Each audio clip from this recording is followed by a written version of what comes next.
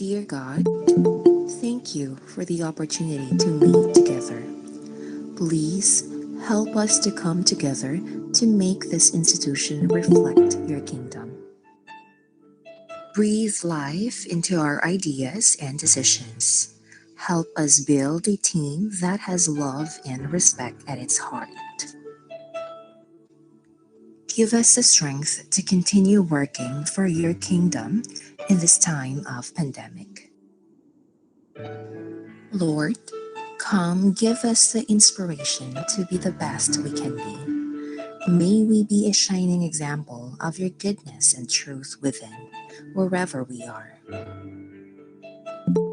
Inspire our thoughts, discussions, and ideas, and continue to remind us that all that we do here today, all that we accomplish, is for the pursuit of truth for the greater glory of you. We ask these things in your name. Amen.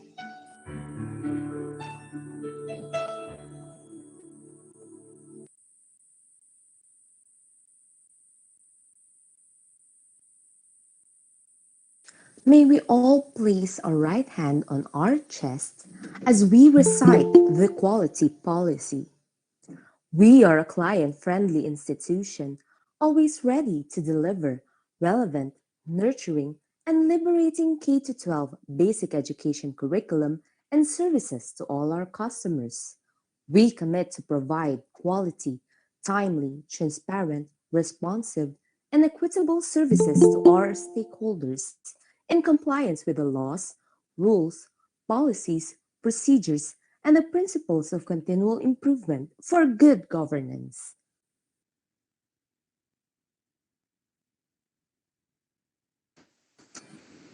Thank you, Ma'am Cams, for that excellent presentations.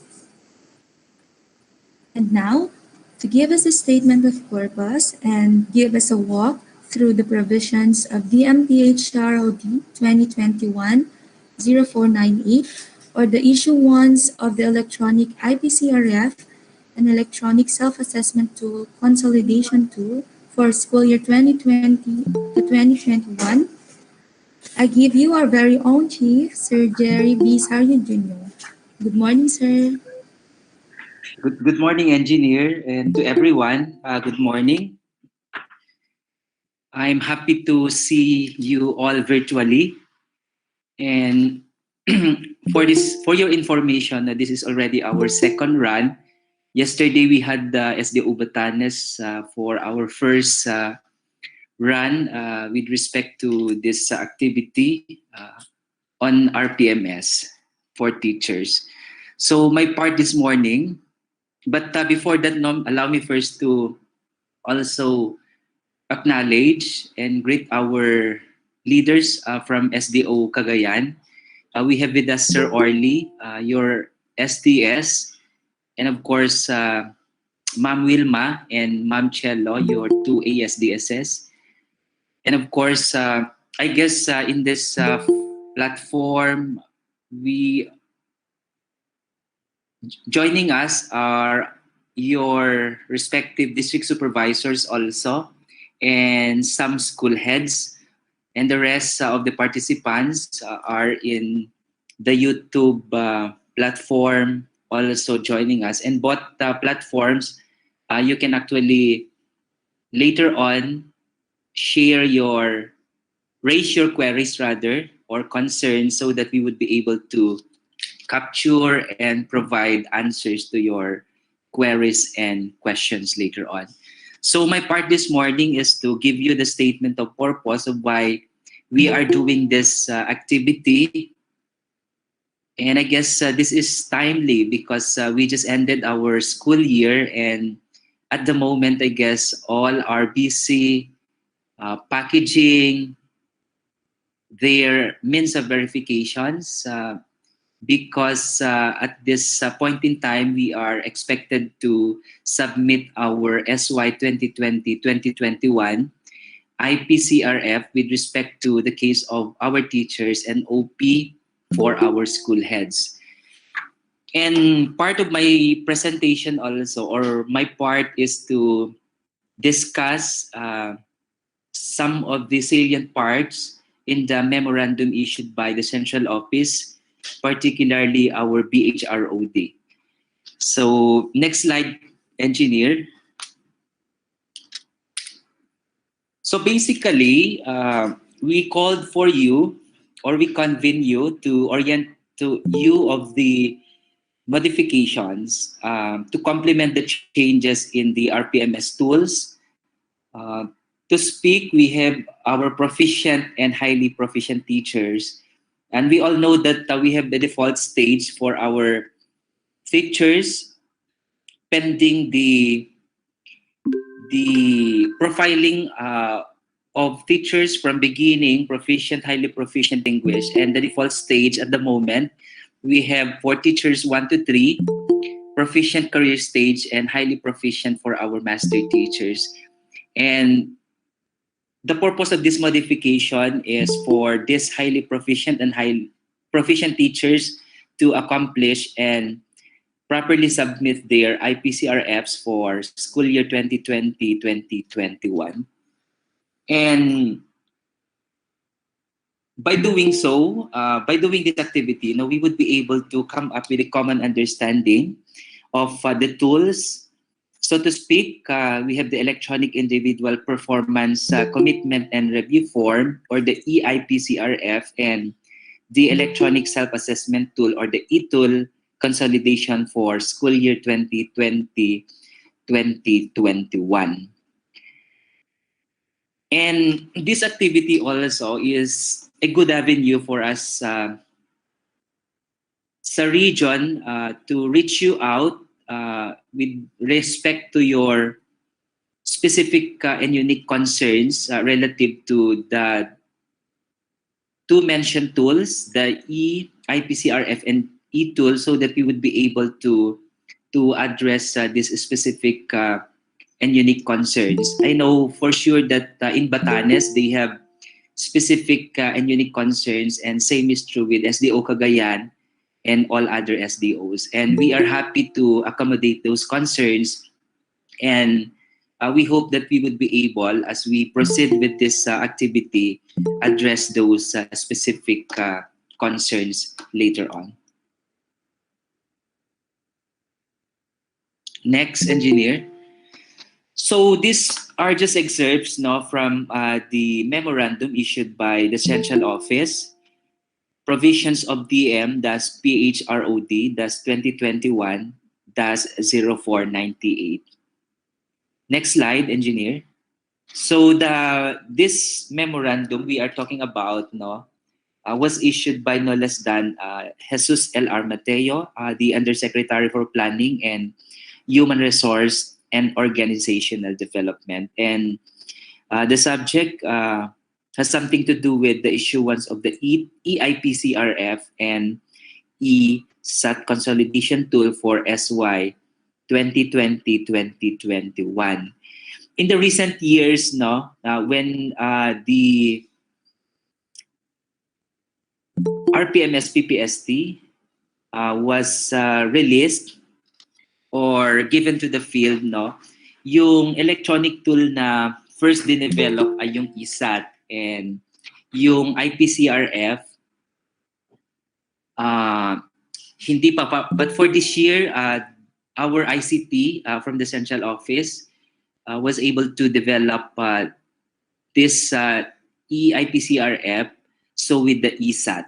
So at the moment, or for SY 2020-2021, we are now using two tools electronically. Next, engineer.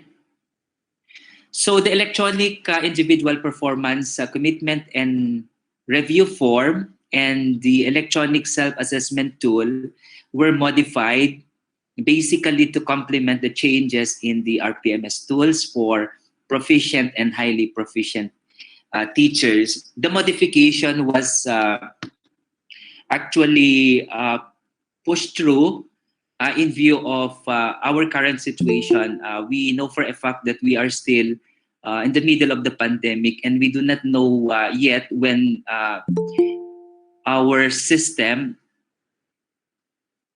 we'll go back to the old normal, no? So there's a need for us to do some modification with respect to the RPMS in order to for these tools to become relevant in our current situation. So to remind all field personnel that we should refrain from using and distributing unauthorized tools or versions of the SY 2021 e-tool and or the ESAT consolidation tool, because we used to be having or we used to see various or in various online platforms different tools or various tools, no, na hindi naman siya yun yung dinevelop ng central office. So we are at the moment informing you that you should refrain from using this unauthorized versions of the tool, because if you continue to use the unauthorized versions, meron po siyang impact doon sa data to be consolidated later on, or it could have an impact to the system. Magkakaroon siya ng error in the data collection. And kung magkakaroon ng error later on in the data collection, then the basic purpose of why we are collecting data to provide appropriate learning and development interventions for our teachers ay hindi po siya mamimit later on. So what we would like to happen here is that we advise you to use the authorized tools or versions of the tool so that we would be able to gather accurate data using the Ipcrf and ESAT tools, so that the department, particularly central office, region, division, district, and schools would be able to provide the necessary and appropriate learning and development interventions to address later on the identified gaps with respect to the competency standards of our teachers. Next, engineer. So attached also in the memorandum are the guides on the use of the EIPCRF and ESAT consolidation tool for SY 2020-2021. And details of these tools will be discussed later on by Sir Lever and Ma'am Bing, our colleagues from the Human Resource Development Division.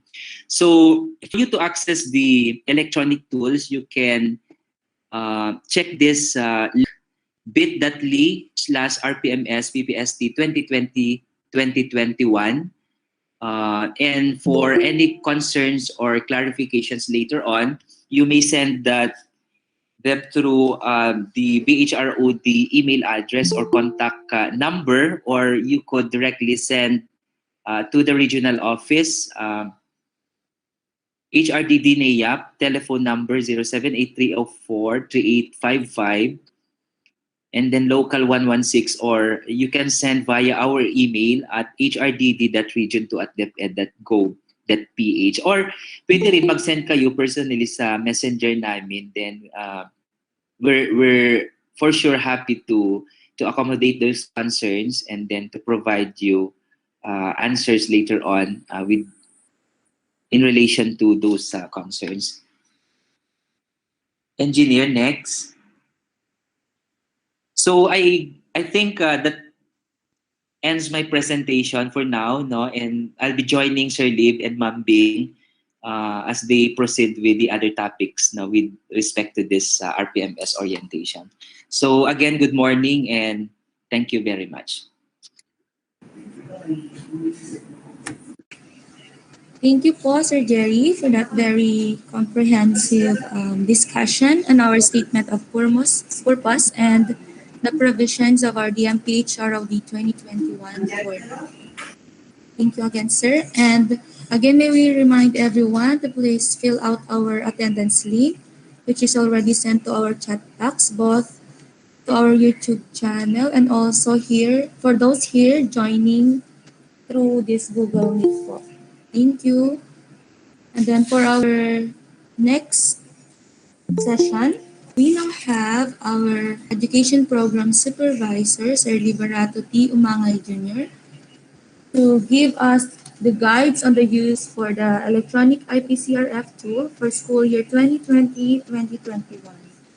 Take it away, Sir Lib. Hello po, good morning to everyone. Thank you very much, Milky. Let me just fix my slides. May I know if my slides are... Okay, thank you very much. So once again, good morning to everyone. I'm so glad to see you virtually and I hope everyone is all right as you listen to our lecture.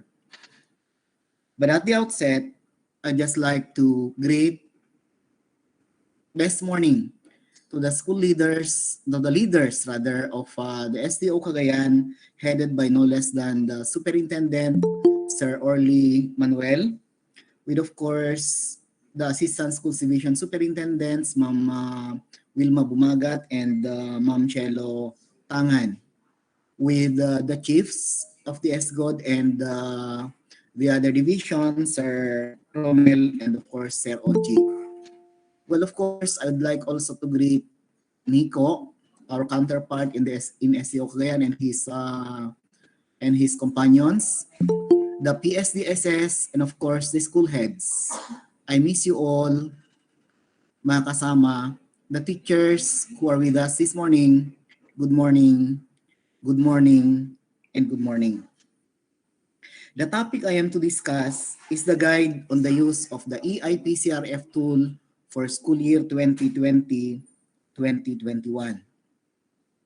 I'm sure you have already started, if not, done with your IPCRF ratings. If you are now ready to submit your ratings, then let this be a review session. For those who are still on the process or about to accomplish their IPCRF ratings, then make the most of these sessions. Anyway, the things we are going to tackle are not new. We have taken some of these when we discussed preparation and submission of EIPCRF during this school year 2019 and 2020. The only difference was that during that school year, the central office required submission of your EIPCRFs to a certain link, but for this time, makikita niyo po mamaya kung ano ang ating gagawin. So Sir Jerry had reiterated, and this is for overemphasis, that we are to download the prescribed DepEd IPCRF parts 1 to 4 for school year 2020-2021 in a single drive. They are in bit.ly/rpms ppst 2020-2021. If you have already downloaded and look for them, then let's start discussing the steps on how we are going to accomplish the EIPCRF tools for 2020-2021. So here we go. Once you have already downloaded the DepEd prescribed IPCRF, I repeat, and this is for emphasis, DepEd prescribed IPCRF parts 1 to 4 for school year 2020-2021. Yan po ang ating i-open. Hindi po yung IPCRF parts 1 to 4 for 2019-2020 or yung galing po sa tambayan or any other source by which hindi naman po tama yung ibang data niya. So inuulit ko, this is now for the end time. Open the DepEd prescribed IPCRF parts 1 to 4 school year 2020-2021, which is on the MS Excel file.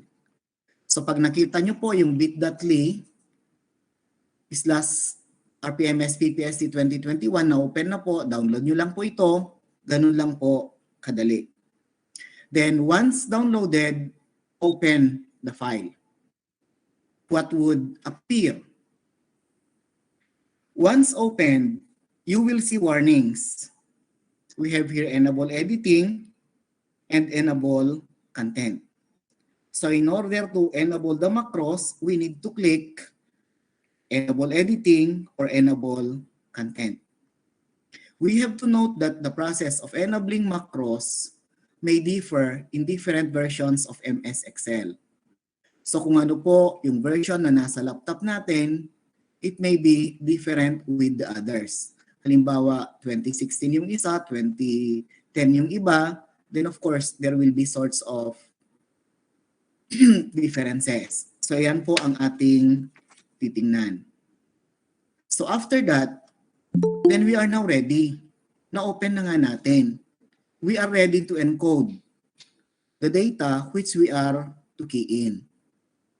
In accomplishing, it says here, the tab, we have to do it from the part 1 with the field for teacher, division, and school information. So there. But before we're going to key in anything, you have to read the instructions very well. So the instructions are written here sa may center part below the one printed part 1 individual view form. So clear po, andito siya, if you can see it here. So we have instructions, we have COT rating, QET rating, then we have some notes which are being presented there. So enter the needed information by either typing it in the empty cells or by clicking the drop-down arrow and selecting the demographic information applicable to you. So in accomplishing part 1, there are cases that we need to key in, to type the information. And there are parts also that would require the clicking of the drop-down arrow in selecting your answers to it. Okay, so once you are done with that,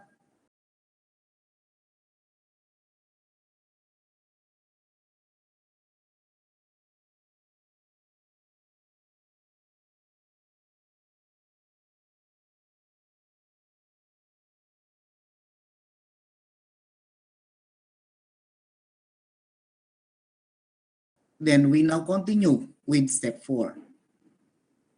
Continue accomplishing part 1 appropriate to your position in the encoding tab. It says there.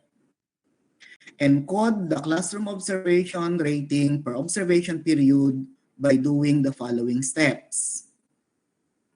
So you are to select the subject or the discipline related to your subject for the classroom observation.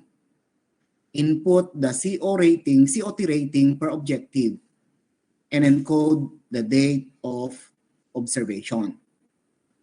As per the MPHROD 2021-0010 dated January 11, 2021, which is titled Guidelines on the Implementation of the Results-Based Performance Management System for School Year 2020-2021, and DepEd Memo PHROD 2020-0223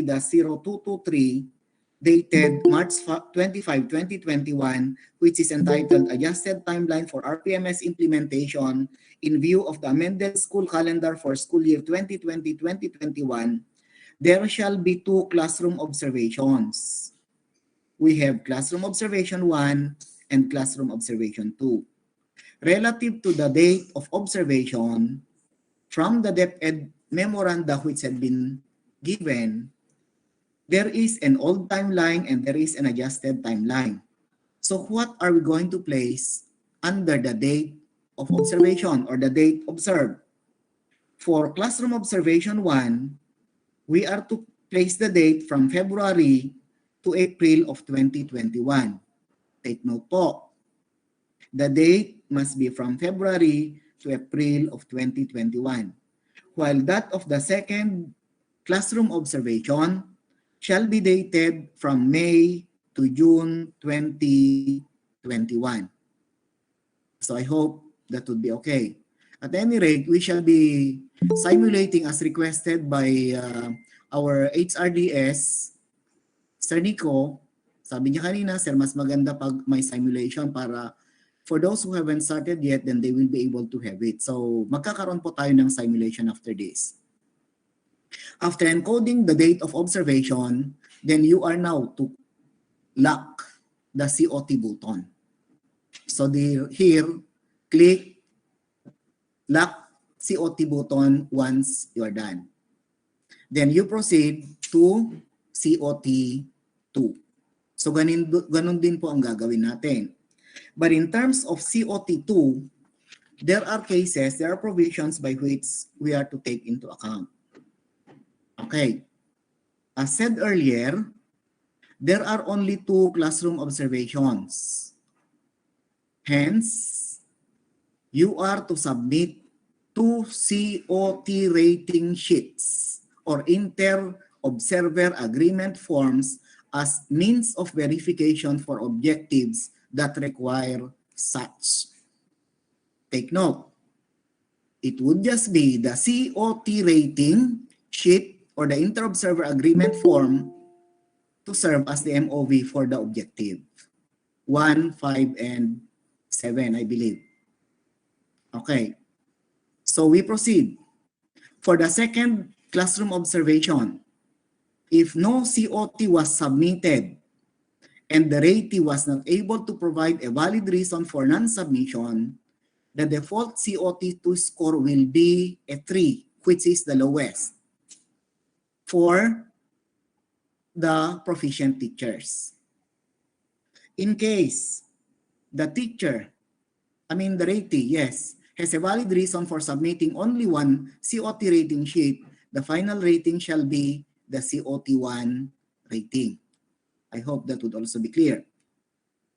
It shall be within the discretion of the rater to allow or disallow the submission of a COT2 depending on whether the ratee the reason for the non-submission is valid or not.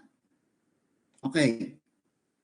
So once you will be clicking COT2, in terms of the subject, meron po tayong makikita dito. The subjects, and below the subjects, may makikita po tayo doon na no second COT with valid reason. And further, there would be a part under the drop-down arrow that would say no COT2 but with valid reason. Okay, so ayan na po. So mag-usap na lang po si ratee at saka si rater in such a way that you will be able to satisfy ito kung sakaling walang COT2. Sakaling iisa lang po. But we are reminding the school heads that we need to take into account the benefit and the welfare of the teacher. So kung alin man ang rason kung bakit hindi siya nagkaroon nito, we have always to look into the side of the teacher. So we need to understand. We should have a heart to understand. But kung talagang walang rason, then that would prevail na COT1 will be, COT2 would have a 3 mark. The lowest so far. Okay. So that is for COT1 and COT2. Part 4. Next, we need to proceed. We finished accomplishing part 1 of the encoding tab. How are we going to do that? We need to encode all other Ipcrf numerical ratings for Q, E, and T. The Q, E, and T, we have to note that there are different objectives. Objectives 1, 5, and 7, as I've said earlier, require means of verification. And in such, nagkakaroon po tayo ng rating for the Q. Dito po, nakikita po ninyo dyan later on. So kung ano man yung mga puti dyan, they have to be filled in, as you can see. Okay, we have objectives 2, 3, and 4 would require supplementary materials as means of verification, while objective 6 requires evidence that show feedback to the learners. Only 2 MOV that show evidence of each objective are required. for the entire school year. For your MOV purposes po, titingnan lang po natin as our reference yung mga nasabi na kanina na ed memorandum or memoranda. We have DM for emphasis, DM PHROD 2021-0010, and DM PHROD 2020-022. Yung rater, tignan natin mamaya. Doon po. Okay. After finishing or after filling out the Q, E, and T for each of the different objectives, you are now ready to input the name and Yung rating position. mamaya kasi yun ang pinagkukaan.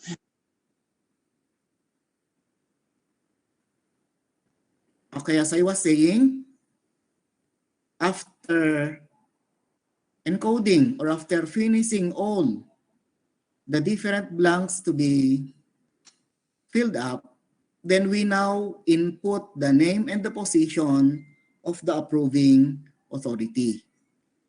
So titingnan po natin mamaya in the next slide. When COT and QET ratings are encoded and checked to its accuracy, click Finalize Part 1. Then we have to provide the same password. When prompted, click Go, then click OK in the dialog box that will appear. So ayan, the next steps are there. Now, the last part here is in bold and naka-italic siya. Give the file copy to the teacher concerned, who then accomplishes part 2 in the encoding tab and his or her development plan in part 4 sheet of the file. Bakit po kaya naka-bold at saka naka-italicize? So let's read it again. Give the file copy to the teacher concerned. So ibig sabihin, sinong nag-fill up ng part 1? The answer which you are having is the same as mine. So kung galing sa principal yung part 1, if ever, kailangan pa bang magkaroon ng defense ng Ipcrf? Hindi na po, because there is what we call pre-meeting. May agreement na po si rater at saka si ratee as to what has to be placed in the IPCR form. Maliwanag po. Kasi pag natapos na ni school head, kapag natapos na ni teacher, if ever the teacher was given the opportunity to encode yung rating niya, that would mean wala na pong problema between the rater and the ratee, hence no defense would appear.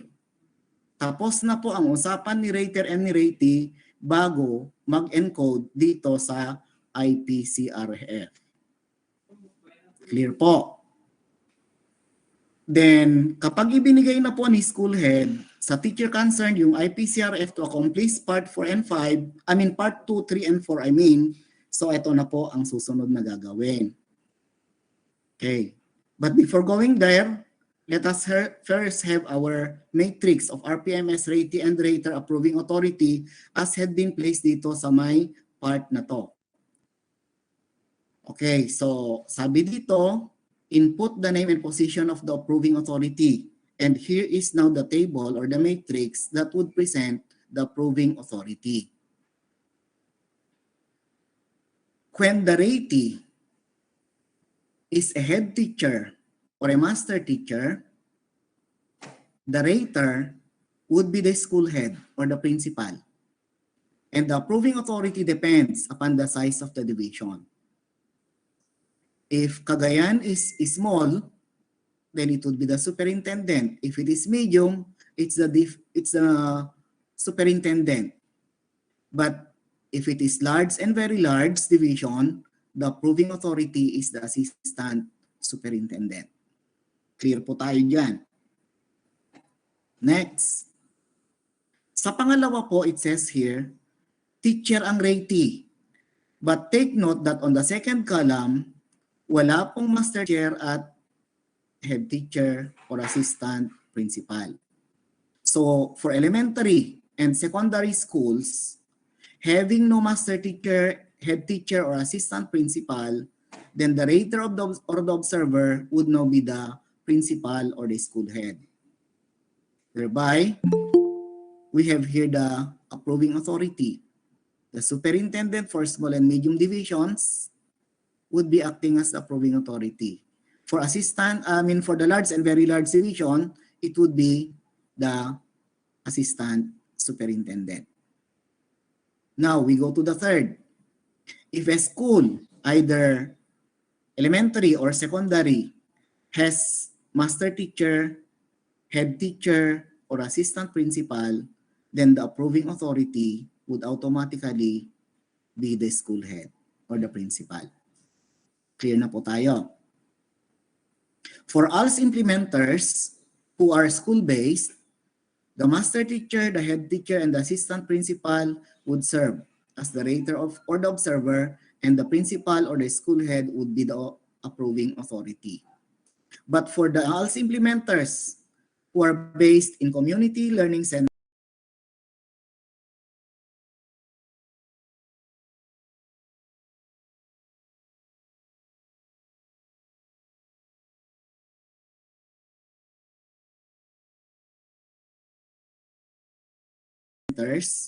we have the education program supervisor for ALS. So there, ladies and gentlemen, the rater, observer, and of course the approving authority. So let's proceed. Naghahang na naman ang aking... Okay. So we now proceed to part 6. So we ended in part 5 that once part 1 had been done, then the school head will give. So the teacher would now tick the box of the behavioral indicators that he or she has demonstrated during the performance cycle. So ito na po siya. So from the self-management to the teamwork to part 2. Well, of course, kailangan na naman po ng password. And the password which had been given earlier should also be the same password as you are to use now here. Then after that, you have to click OK. Yes po. So we proceed to the 7th. Once everything is done, the teacher would now view Ipcrf part 1 to 3 sheets. Andun po siya. So kapag nasa part 1 na siya, sabi natin kanina, nasa part 2 or nasa part 3, then ito na po ang mga makikita natin. Nag-encode siya sa encoding tab. Then we have here the part 1. This is at the lower left. Automatic na po na mag-a-appear ang rating ni teacher dito. And in the part 2, we have here also automatic na rin na maglalagay siya ng score. And of course, for part 3, we have there the ratings which was encoded in the encoding tab. Okay. So ayan. So it says here that these sheets are protected from any editing. So hindi na po mapapalitan kasi tapos na doon sa nalock na doon sa part 1 and part 2. Okay. After which, we have to update your development plan in part 4. As to determine your strengths and your weaknesses in both the functional competencies and the core behavioral competencies. For functional competencies, yun po yung nasa part 1. And for core behavioral competencies, those are in part 2. Okay. So what are your strengths in part 1, the functional competencies? So you have to state there in part 4. And what are your weaknesses or your development needs? So we have also to place there. After accomplishing the strengths and the development needs, you are now to have an action plan. Crafting your action plan would have to be based on the development needs or the strengths. If you want to strengthen your strength, okay din lang. But if you are more for your weaknesses, for them to be developed, the better. So the learning objectives would have to be based from your development needs. What are the interventions? What are the things rather which you're going to do in such a way that you will be able to develop that particular competency?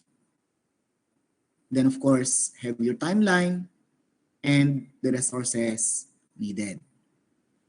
For letter B, which would be your core behavioral competencies, you have to do the same. Look into your strengths and look into your development needs. Then of course, craft your action plan with the corresponding learning objectives, the interventions, the timelines, and the resources needed. Once you are done, you have to click finalize part 4. Okay. Supply the same password. Again, click go and then okay. I hope that's clear. In part 9, you are now to print parts 1 to 4. So sabi natin kanina, yung magumawa nito, it's assumed that the ratee and the rater had already met 4 agreements. So the teacher then must ensure his or her computer is connected, basic na po yan, to print. Okay? And she must print all the pages of this form. Complete all required signatures and submit to the personnel division of the school to be attached to his or her 201 personnel file. I'd like to underscore that. The printed form shall be submitted to the personnel division of the school. Eh sabi na naman, walang personnel division. Alam na po, implied na po yan. To be attached to his or her 201 file. At ano naman po ang gamit ng ating soft copy? Submit the soft copy of the IPC. Yung consolidated form na po yan. Okay? And in consolidation, we have to make use of the following format in naming the file. So ayan po, prescribe Ipcrf parts 1 to 4, school year 2021, junior high school kung junior high school, senior kung senior, then we have umangay, liberato, T. Okay, so that's it. So it would be submitted to the rater or the school head. Okay na po ba tayo? So, yan po ang process or the steps which we're going to do for us to accomplish our Ipcrf, our electronic individual performance and commitment form. Okay. So, as requested, we're going to have simulations. Sandali lang po at mag-shift ako ng aking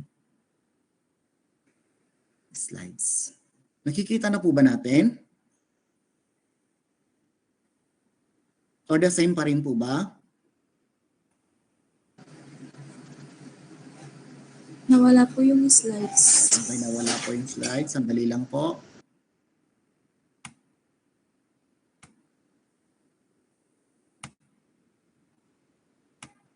Okay. Nakikita na po natin. Yes po, sir. Yes. Meron na po. Okay, thank you. Okay na po. So what we have here would now be the Ipcrf rating and coding form. So we assume na tapos na po tayo sa pag-download from bit.ly/rpms 2020-2021. Tapos na rin po yung pag-enable macros natin. So pag na-enable na yung macros natin, ito na po ang magpapakita pag inopen yung prescribe DepEd IPCRF Parts 1 to 4 for school year 2020-2021. So in here, we are now going to key in. So magsasimulate na po tayo. So it's presumed that we have already read the instruction here. Part 1 shall be accomplished by the rater, I repeat, during the phase 3, performance review and evaluation of the RPMS cycle. Fill in empty cells, the white ones, with needed information about the teacher, the school, and the division. For COT rating, encode the COT rating per observation period by doing the following steps. So we have there. For QET rating, the quality, the efficiency, and the timeliness, nandito po siya, which we have discussed earlier. And we have a note here, this form automatically transmute the COT rating to its corresponding in the RPMS 5-point scale. So system na po yan. When COT and QET ratings are encoded, click finalize part 1 and so on. So tapos na yan. Ngayon, mag-fill in na po tayo ng data. So in filling in the data, ito na po, sabi doon sa instruction, gagawin na ni school head. Pero hindi ko sinasabi that this one would have to be done by purely the school head. Nasa inyo na po yan. Okay po. But if you're going to follow the instruction, it must be the school head, the rater. The rater should be the one to do it. So in-encode ko na po dyan ang aking pangalan. Let's have myself as an example. Then we have here the rater, the position, teacher 3. Nilagay ko po dyan. Kapag master teacher po, pag ginamit natin yung drop-down arrow, as I was saying earlier, we can type or we can use the drop-down arrow. Pag ang isang white part here would have to be without the drop-down arrow, so kailangan nating mag-type ng info. So ayan. Then we have, for instance, master teacher ako, using the drop-down arrow, we have to do it this way. Ayan na po. So we're going to change it to master teacher 2. What happens? There was a change in the color. Kapag proficient ang teacher, the color of the form is green. Okay po.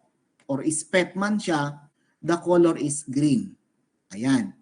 But if it is highly proficient, from master teacher 1 to master teacher 4, then automatic, ag milagro, ag balin nga blue.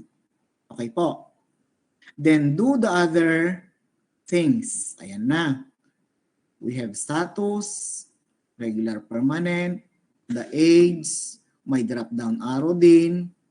Okay, so hindi ko na isa-isahin ang mga to, but what I would just want to make emphasis is for the year level thought and the subject thought.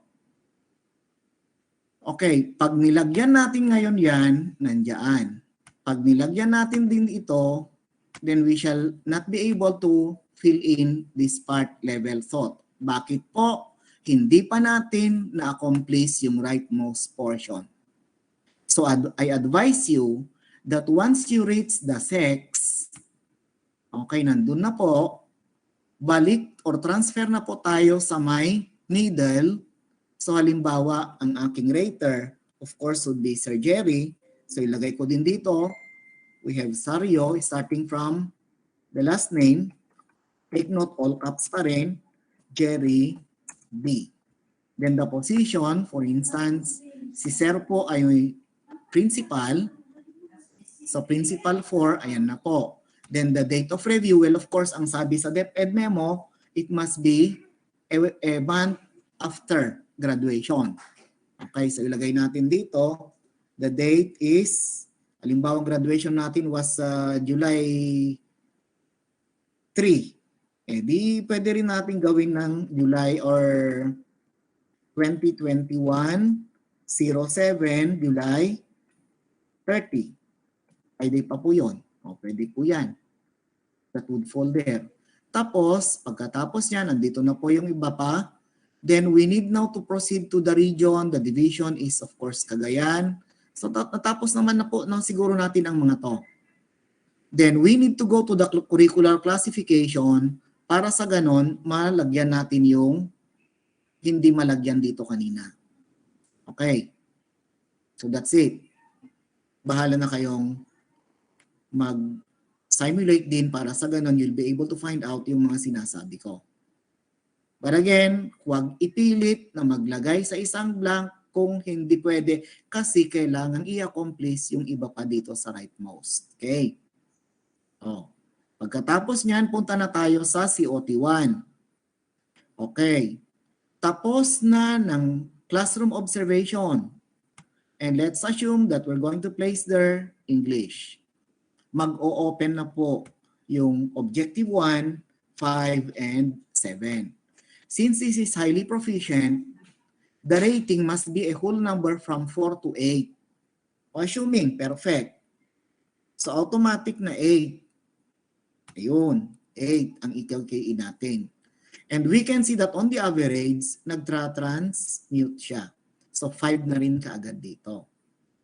So the date of observation has to be filled in. And as we've said earlier, for the first CO, it has to be done February to April. So let's assume na nangyari ito nung March. So we have 2021, 03. We have to follow the format here and say that was March 30. Ilagay na po natin doon. And we have to click the, so ito na po. Hindi po tayo pwedeng makapag-accomplish,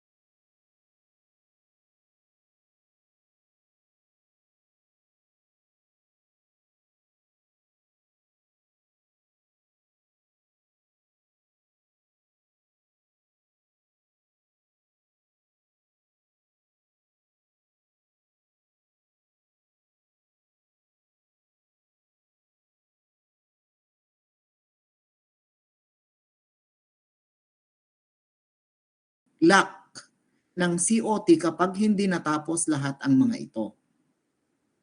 So we need to fill in everything before we're going to lock COT 1. Okay po? Yes. So ayan. So we continue. Para makita natin yung COT to na sinasabi natin kanina. So for instance, district is Apariwes. Yan. School ID, hindi ko na alam. Magbigay tayo, 30437 yata yung pinanggalingan ko. 300, sorry, Edu, for giving the school. For using the school, I mean. Then, the school name. Siyempre, Bukignats. Then we have the school type. Urban or rural. Ayan po. Then the school size, small, medium, large. So there. Say medium. Then curricular classification, we have from grades 7 to 12. Wala siyang kindergarten. Okay. So we have grade 7 to 10 and grade 11 to 12. Ngayon, pwede na tayong mag-fill in dito sa level thought. So junior or senior high school. Okay. Then we have the subject. The year level, kapag senior siya, grade 11. Kapag, ayun. So ilagay natin yung strand. So ayan. But once it is on junior, ang nilagay natin, okay, nandun pa rin. So we have pag junior, grade 7 or grade 7, 8, or 9, depende na po sa inyo. Then we have there your Filipino. Let's assume na Filipino. kasi Filipino yung nilagay natin dito. Okay. So, pwede na po ba tayong mag-lock ng COT1? Yes. So, maglagay na po tayo ng password. So, I'm going to use my name. Ayan. Then proceed. Go. That would only be the time na mag-open ang COT2. Okay. So, sa COT2, may choices po siya dito sa drop-down arrow. And it's very clear. After the subjects, we have there no second CO without valid reason and no second CO with valid reason. So pag clinic natin yung no valid reason, wala po siyang ma-open dito.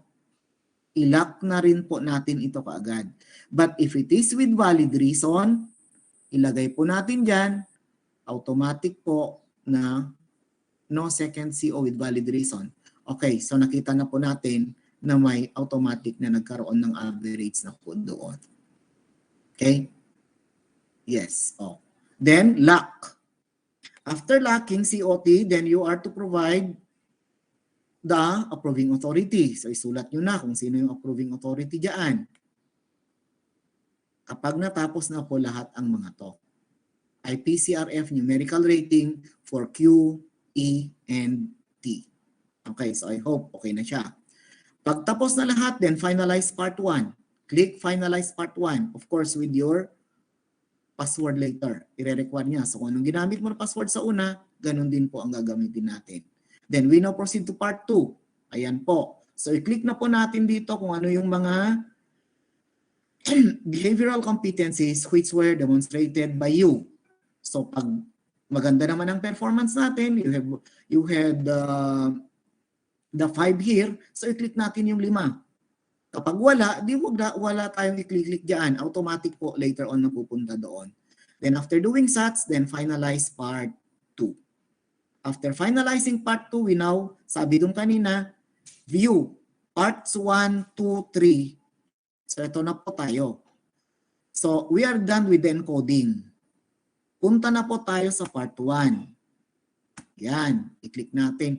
So kapag may mga data na po, may mga na key-in na po tayong scores doon, automatic na po na makikita dito. Yes, kung sabi natin kanina na hindi natin pwedeng i-edit.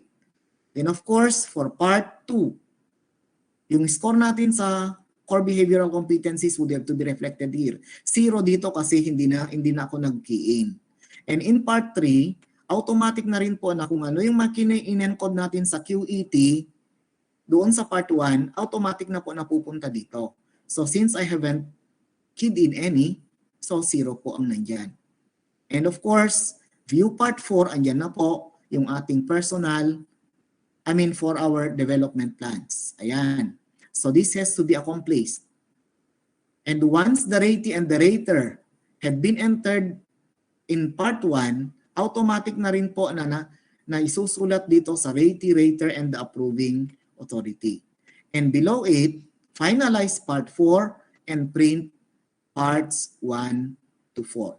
Ganun po kadali ang pag-accomplish ng ating Ipcrf. Okay po ba? So, that concludes my topic for this morning.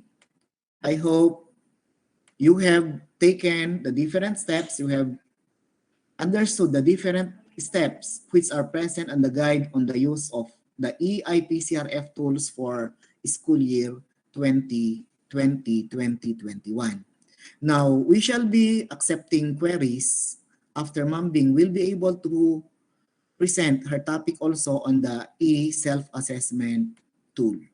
So for now, I have to say thank you and I'll be back after Ma'am Bing's topic. So thank you very much po sa pakikinig sa lecture natin. Good Thank you morning. very much, Sir Lee, for that very detailed explanation and guides on the use of the electronic Ipcrf tool. So talagang may simulation tayo and step by step na ginawa ni Sir Lee po para sa atin yung mga steps on how to fill out the electronic form. And so we hope na malinaw and na-absorb po natin ang mga itunuro sa atin ni Sir Lee. And We advise everyone to please reserve your questions po after the presentation until the end of the presentation of Ma'am Salvina po. So we'll let everyone ask their questions po after the next presentation.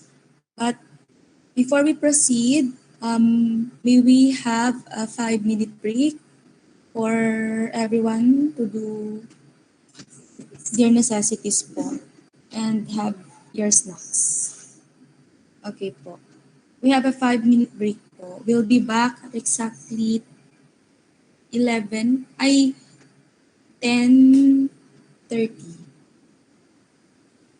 Thank you.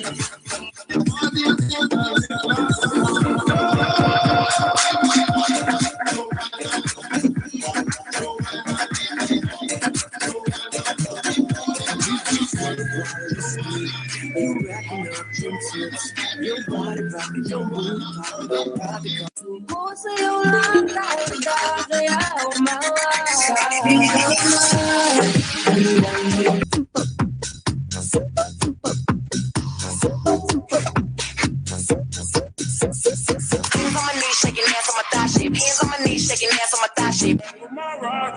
My baby, you my little spider. You my little stepper, but you not a fighter.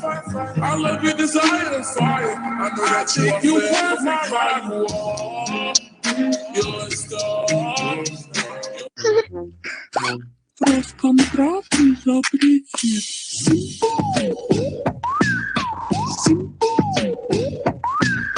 You can be my new baby girl, make it go side to side. Earthquake, earthquake, whoa, you blow my mind. Baby, I got your money, don't you worry. I said, hey. Forever my rider, my baby, you my little spider. You my little stepper, but you not a fighter. I love your desire and fire. I know that you forever my rider. Roll that dice, no cover, sex so nice. Ain't no locking G, just beep, beep, beep up in my G.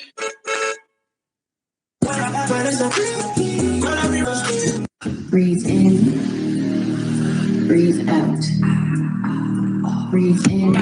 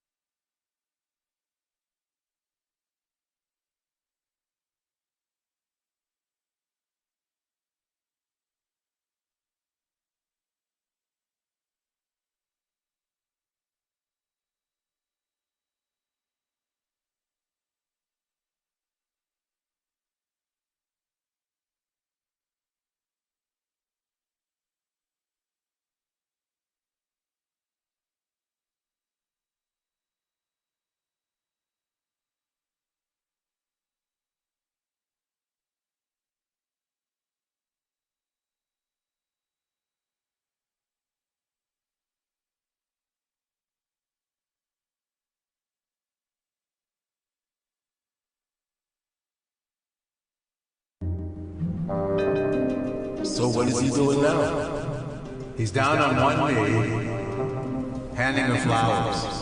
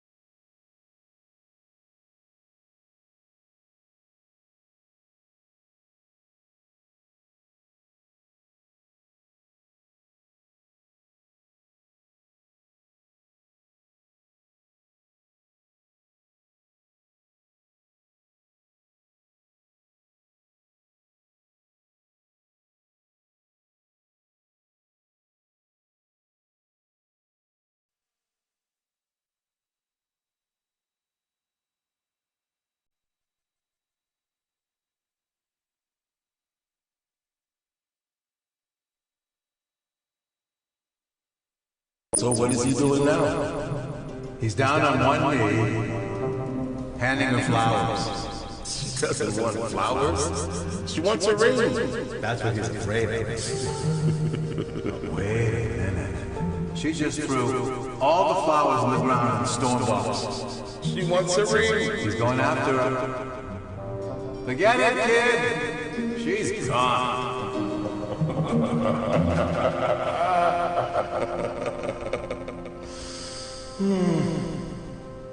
Hey, you know, if it wasn't for you telling me what's going on in that park, I don't know what I'd think. I enjoy it. You made me realize that there's plenty to enjoy without having to see. Thanks. Forget about it. Eat your lunch.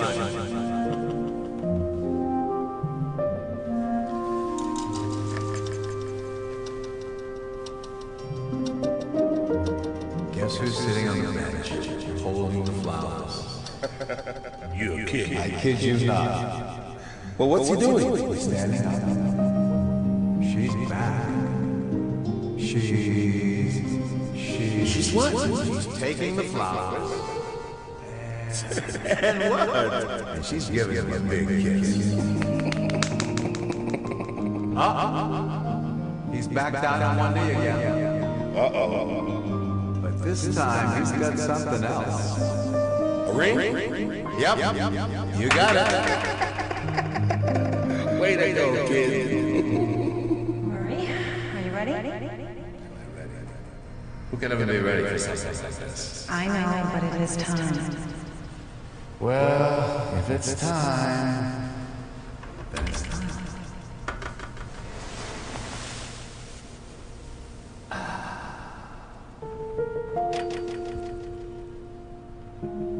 Good luck, my friend.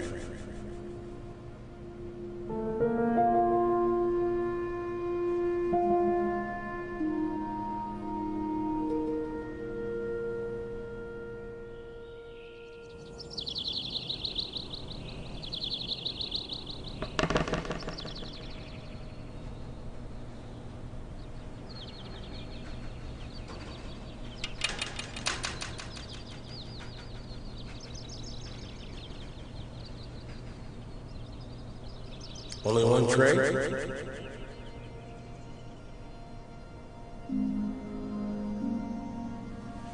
He didn't make it.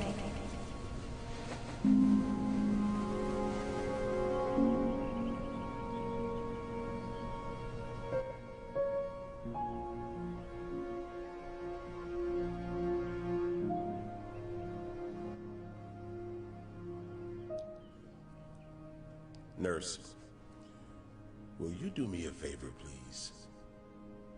Would you take a look down at that park and tell me what you see?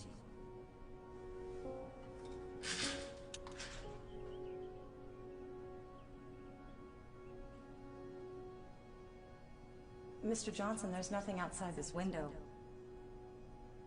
but a brick wall.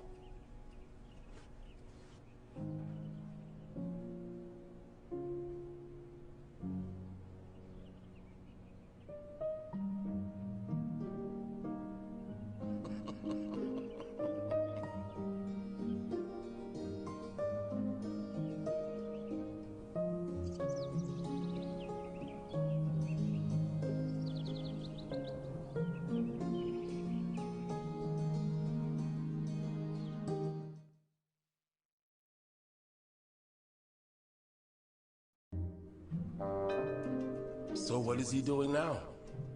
He's down on one knee, handing her flowers.